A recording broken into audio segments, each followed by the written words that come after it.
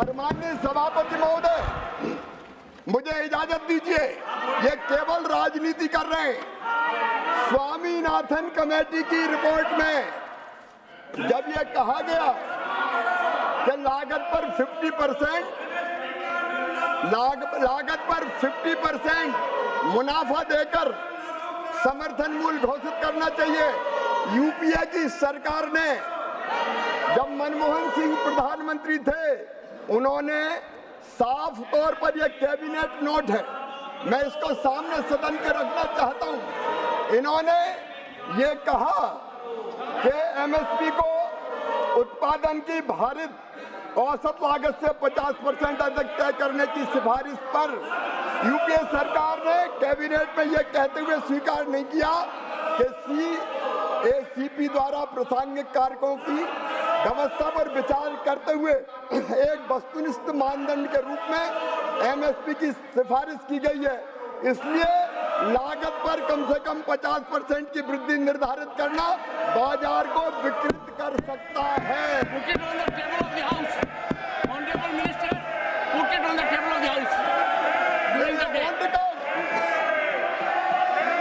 इन्होंने स्वामीनाथन आयोग की सिफारिश स्वीकार करने से इनकार कर दिया। ये कांतिलाल भूरिया जी का जवाब, तत्कालीन कृषि मंत्री, उन्होंने कहा कि स्वीकार नहीं किया जा सकता। सम्मानीय शरद पवार जी का जवाब, जो सरकार में मंत्री थे, उन्होंने भी कहा कि सरकार सीपी की सिफारिशों के आधार पर एमएसपी तय करती है और इसलिए पहचानने की आवश्यकता है कि उत्पादन लागत और एमएसपी के बीच कोई आंतरिक संबंध नहीं हो सकता, और उन्होंने इनकार कर दिया, इसको स्वीकार नहीं किया। ये मंत्री केवी थॉमस का जवाब, इस सिफारिश को सरकार ने स्वीकार नहीं किया है क्योंकि एमएसपी की सिफारिश कृषि लागत और मूल्य आयोग द्वारा वस्तुनिष्ठ मानदंडों के आधार पर प्रासंगिक कारकों की व्यवस्था पर विचार करते हुए की जाती है। यह कैबिनेट नोट इनकी सरकार का, माननीय सभापति महोदय, मैं रखता हूं, लेकिन कैबिनेट नोट में इन्होंने राष्ट्रीय किसान आयोग द्वारा राष्ट्रीय नीति में शामिल न की गई सिफारिश, जब यह सिफारिश की गई कि एमएसपी उत्पादन की भारित औसत लागत से कम 50% से अधिक होना चाहिए, कैबिनेट नोट में यह लिखा,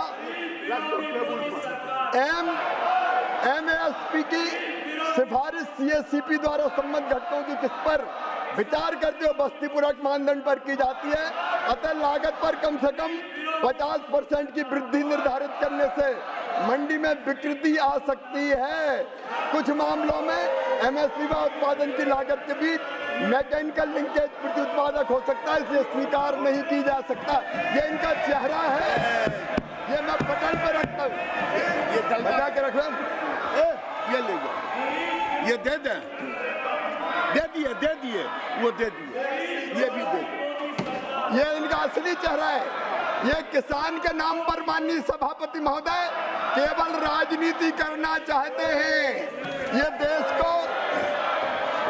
देश को अराजकता में झोंकना चाहते हैं। लेकिन मैं पूरी जिम्मेदारी के साथ कृषि मंत्री के रूप में कहता हूं, प्रधानमंत्री जी के नेतृत्व में खेती को लाभ का धंधा बनाने में और किसानों की आमदनी दुगनी करने में कोई कसर नहीं छोड़ेंगे। हम दिन और रात काम करेंगे। कई फैसले लिए हैं और आगे भी किसान हितैषी फैसले लिए जाते रहेंगे। धन्यवाद माननीय सभापति महोदय।